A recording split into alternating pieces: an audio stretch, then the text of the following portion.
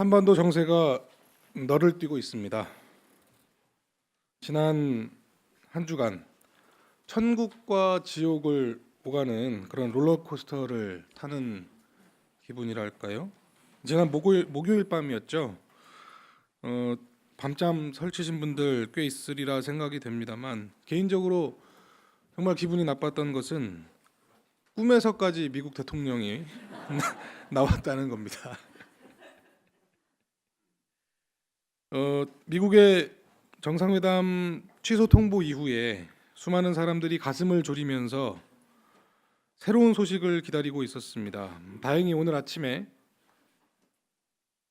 대통령의 기자회견을 통해서 한숨을 돌리기는 했습니다만 저는 한반도라고 하는 이 땅 참으로 비극적이고 비루한 운명을 타고난 곳이구나 이런 생각이 들었습니다. 지리적인 여건 그것이 얼마나 중요한지는 뭐 다 알고 있는 이야기지만 이처럼 우리의 운명을 다른 열강에게 맡겨야 한다는 이 한반도의 독특함, 이것을 감내하면서 살아야 하는 이곳은 어쩌면 하나님께서 우리에게 주시는 광야인지도 모르겠습니다. 지금까지 우리는 이 한반도에 주어진 그런 운명을 감내하면서 그렇게 살아왔습니다. 감내하면서 살아왔습니다. 참으면서, 인내하면서. 근현대사만이 아니라 이 땅에, 이 한반도에 나라가 세워진 이래로 대륙의 열강들 그리고 해양 세력들의 위협 속에서 나라가 끊임없이 유린돼 왔습니다. 왕은 굴종을 당해왔고 무엇보다 수많은 민중들의 삶은 무참히 짓밟혀 왔습니다. 이제 그런 비극의 역사와의 결별을 눈앞에 두고 있는 것이죠. 이것도 운명 아니겠습니까? 아니, 하나님의 개입, 하나님의 역사하심으로 고백하는 것이 우리 그리스도인들의 올바른 신앙일 것입니다. 촛불혁명은 이 사회를 변혁시키는 것을 넘어서 한반도의 운명마저 바꿔놓고 있는 것입니다.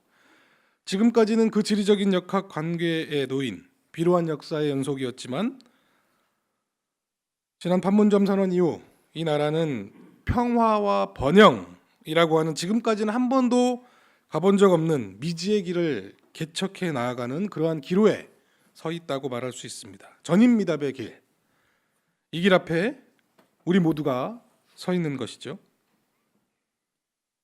그러나 불행히도 지금까지 우리의 역사와 그래왔듯이 이 중요한 길목에 미국이라고 하는 나라가 변수로 작용한다는 겁니다. 롤러코스터를 타는 듯한 요 며칠의 그러한 상황이 그랬습니다.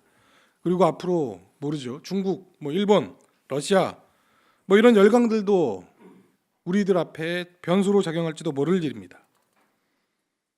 그러나 우리에게는 그 어떤 상황에서도 상수로 남아있는 그러한 존재가 있습니다. 어디일까요? 이북입니다. 결국은 우리가 함께 살아야 할 존재들, 우리와 모든 것을 공유하면서 앞으로 수많은 날을 함께 해야 할 그 나라는 북한밖에 없습니다. 어제 전격적인 그 남북 정상회담을 보면서 남북이 더욱 끈끈해질수록 미, 중, 일러 이러한 변수는 줄어들 수밖에 없다는 그러한 확신이 들었습니다. 스스로의 주인이 되어서 우리 한반도의 운명을 개척해 나가기를 간절히 기원합니다. 한 20, 30년 전 우리나라를 보고 식민지다, 아니다, 새로운 식민지다 이렇게 규정했던 사조가 있었습니다. 그것은 자명했던 36년의 식민지 시대를 지나면서 자력이 아닌 외세에 의한 독립 그리고 세계 냉전 체제의 대리전으로 치러진 전쟁, 강대국들의 그런 절대적인 영향력 하에서의 경제 발전, 그리고 군사적인 종속 관계 이런 요소들 때문에 우리나라를 식민지 혹은 신식민지라고 불렀던 것이죠. 지나친 측면이 없지는 않습니다만 그렇다고 다 틀린 얘기는 또 아닙니다. 식민지 백성의 서름, 일제 강점기에 느꼈던 그것과는 결이 조금 다른 것입니다만, 지금 우리가 느끼는 이 열패감 같은 것, 그런 것은 오늘 선지자 이사야가 느낀 그러한 감정과도 상통하는 바가 있다는 것입니다. 그리고 중요한 사실은 그러한 감정들, 열패감, 좌절감, 절망, 이러한 것들은 결국 우리의 신앙의 토대가 된다는 사실입니다. 갈릴리 민중들이 느꼈던 소외와 착취, 억압으로 인해 쌓여만 가는 그 울분, 그리고 그것을 포함한 이 땅의 모든 민중들이 감당해야 했던 존재의 고달픔, 이것은 결국 울부짖고 고통에 몸부림치는 기도로 하나님께 전해집니다. 해방 사건의 시작인 것이죠. 언제나 그랬듯이 하나님의 구원사의 시작은 밑바닥에서, 그러한 절망의 밑바닥에서부터 시작을 합니다. 더 이상 희망을 찾아볼 수가 없는 절망의 상황에서 하나님의 개입은 시작되는 것이고 해방의 사건은 진행되는 것입니다. 오늘 이사야 본문의 이야기가 그렇습니다. 나라의 운명이 어느 열강의 손에 들어가느냐, 바빌론이냐, 시리아냐, 이집트냐, 이런 길목에서 최후의 보루로 여겨졌던 왕마저 죽게 된 것입니다. 이러한 절망의 상황에서 이사야는 새로운 시작을 단행하는 것이죠. 그동안 궁정에 머물면서 예언자 생활을 했던 이사야가 우시야 왕의 사망으로 인해서 그 이후로는 광야로 나가게 됩니다. 먼저 이사야는 환상을 통해서 그간 자신이 살아왔던 삶에 대한 반성과 새로운 삶을 향한 결단을 하게 되는 것입니다. 이사야는 환상 가운데 하나님을 대면하게 됩니다. 그러면서 자각을 하죠. 나는 입술이 부정한 사람인데 이런 상황에서 하나님을 만나게 되면 면치 못하겠구나, 화를 면치 못하겠구나. 이러한 이사야의 죄책 고백은 이사야 29장 13절에 자세하게 나옵니다. 이런 말씀입니다. 이 백성은 입으로는 나를 가까이 하고 입술로는 나를 영화롭게 하지만 그 마음으로는 나를 멀리하고 있다. 그들이 나를 경외한다는 말은 다만 들은 말을 흉내내는 것일 뿐이다. 이렇게 돼 있습니다. 하나님을 대면하는 순간 이사야의 마음에 엄습했던 그 두려움의 실체는 이것이었습니다. 하나님과의 관계를 말로만, 형식으로만 했다는 것입니다. 정작 본심은 하나님으로부터 멀어져 있었다는 것이죠. 하나님에 대한 경외는 사랑을 바탕으로 한 두려움과 존경인데 그저 말로만 흉내내었을 뿐이지 그렇게 살지는 못했다는 것입니다. 이렇게 죄를 고백하자 스랍이라고 하는 그 천사와 같은 존재들이 이사야의 입술에 제단에서 타고 있던 그 숯을 이사야 입술에 갖다 댑니다. 그리고 너희의 죄가 사해졌다 이렇게 선언을 하죠. 그러면서 이사야는 새로운 삶을 살게 됩니다. 궁정의 예언자에서 광야로, 하나님을 대언하는 예언자로, 이스라엘 백성들의 몰락 가운데 회복과 희망을 선포하는 예언자로 거듭나게 된다는 사실입니다. 하나님께서 내가 그들에게 누구를 보낼까?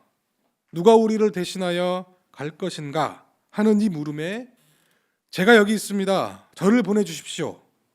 이렇게 이야기하면서 다시금 하나님의 구원사에 동참할 용기를 갖게 된 것입니다. 중요한 것은 죄책 고백입니다. 하나님을 대면할 때의 그 두려움과 떨림, 그것을 직시하고 하나님께 내 죄를 고백할 때 죄사함과 함께 그 이전과는 다른 새로운 생으로의 진입이 가능해진다는 것이죠. 사도 바울은 이러한 고난 가운데 주어지는 새로운 삶으로의 진입, 이러한 것을 영광과 고난 그리고 상속자와 같은 개념으로 설명을 하고 있습니다. 결국 이전과의 삶과는 전혀 다른 생활, 전혀 다른 신앙, 이런 것을 말하는 겁니다. 그런데 여기서 놓치지 말아야 할 중요한 단서는 그 신앙의 주체는 결코 혼자가 아니라는 겁니다.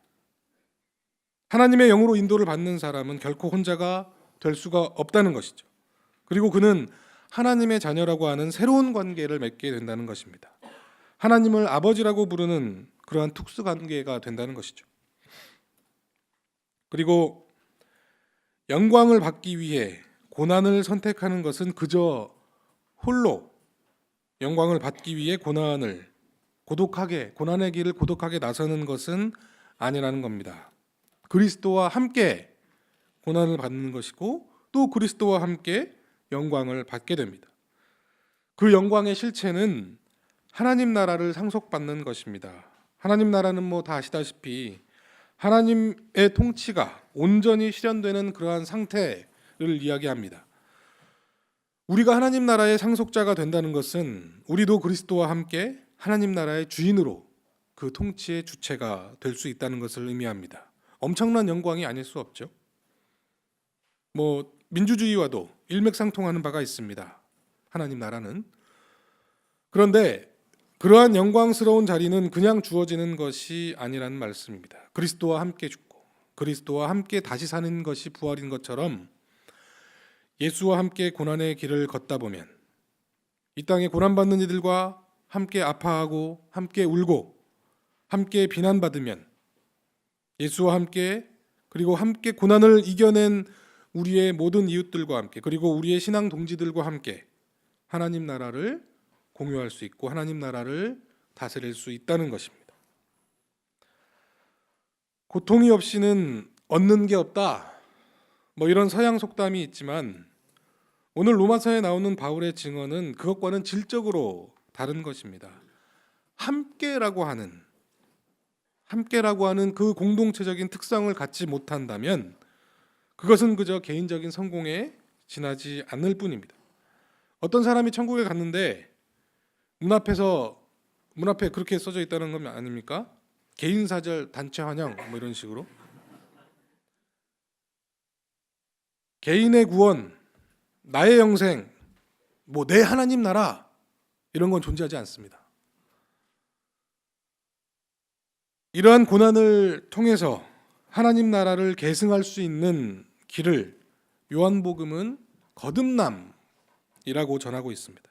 다시 나지 않으면 하나님 나라를 볼 수 없다는 예수님의 말씀에서 그런 예수님의 말씀에 바리새인이자 랍비인 니고데모라는 사람이 묻습니다. 아니 예수님 어떻게 다시 사람이 태어날 수 있단 말입니까? 어떻게 다시 어머니 뱃속으로 들어가서 다시 태어날 수 없는 노릇 아닙니까? 바리새인이자 랍비는 선생이죠.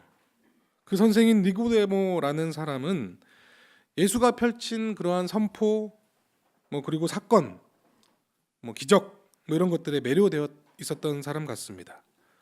선생님은 하나님께로부터 오신 분이 틀림없습니다. 선생님께서 하시는 말씀과 기적 사건은 아무나 할 수 있는 것이 아닙니다. 이렇게 존경에 맞지 않는 태도를 보입니다.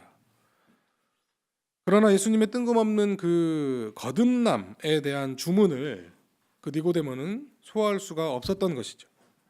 그것을 문자 그대로 받아들였던 겁니다. 다시 태어난다는 것을 어머니 뱃속으로 들어가서 다시 태어나는 것으로 그렇게 이해했다면 그가 가지고 있었던 바리새인, 선생이라고 하는 그런 지위가 의심스러워질 뿐입니다. 본문에 니고데모를 설명할 때 바리새파 사람이자 산헤드린 성원, 랍비 이런 걸로 묘사를 합니다. 이러한 지식인이 예수님의 그 거듭남에 대한 주문을 이해하지 못했다는 겁니다. 이유가 있습니다. 다시 태어난다는 말은 구약 성서를 비롯한 유대교에는 없는 개념이었기 때문입니다. 이것은 거듭남에 대한 개념 자체가 없었기 때문에 니고데모로 상징이 되는 유대교, 성전 종교는 하나님으로부터 멀어질 수밖에 없다는 그러한 요한복음의 고발이기도 합니다. 여러분, 거듭난다는 것, 다시 태어난다는 것, 이거 무엇입니까? 과거와의 단절 아니겠습니까? 부분적인 변화가 아니라 전적인 변화. 사람의 본성이 새롭게 재정립되어지는 것, 다시 난다는 것의 속뜻이 그렇습니다. 그렇지 않으면, 다시 태어나지 않으면 과거와의 단절, 이것을 이뤄내지 못한다면 하나님 나라를 볼 수 없다는 그러한 예수님의 말씀이 매우 엄중하고 무섭게 다가옵니다. 왜 그렇습니까? 그렇게 거듭난 사람을 우리가 찾아보기가 많이 힘들어서 그렇습니다. 그렇게 따져보면 우리 가운데 과연 하나님 나라의 문턱이라도 들어갈 사람이 누가 있을까? 뭐 이런 걱정이 당연히 들게 됩니다. 믿음을 통해서, 신앙을 통해서 내 삶이 전적으로 변혁되는 그러한 사건, 그것을 쫓아서 지금껏 살아왔는데 그것을 이루지 못한다면 어떻게 합니까? 이대로 주저앉게 되는 것입니까?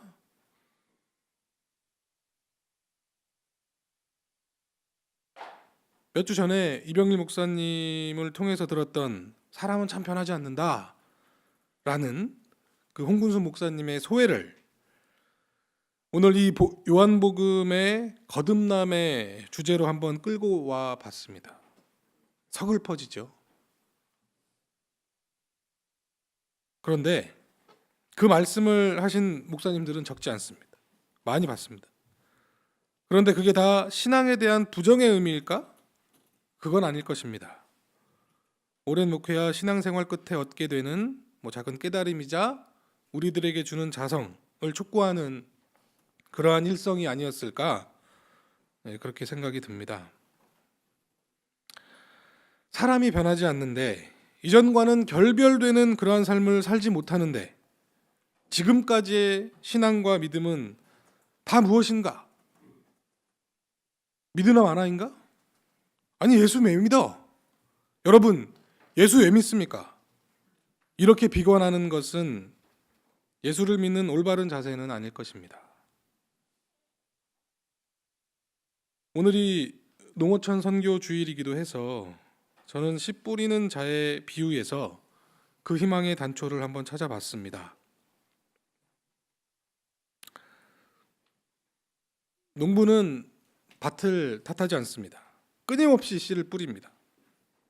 돌짝밭에도 뿌리고 가시덤불에도 뿌리고 새들이 쪼아먹는데도 끊임없이 씨를 뿌립니다. 그러다 보면 언젠가는 그 씨앗이 열매를 맺고 풍성한 결실로 돌아오게 된다는 것입니다. 비록 눈에 보이는 결실이 없더라도 주저앉지 말고, 절망하지 말고, 포기하지 말고 끊임없이 노력하는 사람, 하나님께서는 그러한 이들을 귀히 여겨주실 것입니다. 과거로부터의 단절, 하늘로부터 주어지는 새로운 삶을 살아내기 위해서 끊임없이 노력하는 것 자체가 신앙이고 믿음인 것이죠. 비록 지금은 고난 중에 있더라도 그 고난을 예수 그리스도와 함께 겪는 고난으로 믿고 하나님 나라의 영광을 향해 경주해가는 우리 모두가 되시기를 바랍니다. 진실된 죄책 고백과 예수 그리스도가 걸었던 그 고난의 동참, 그리고 전적으로 달라진 삶을 살기 위해 끊임없는 몸부림, 이것이 오늘 성서가 우리에게 주는 가르침입니다. 지금 예수 그리스도와 함께 고난의 길을 통해서 결국 그리스도와 함께 다시 사는 영광을 누리는 모든 교우 여러분들이 되시기를 빕니다. 잠시 침묵하겠습니다.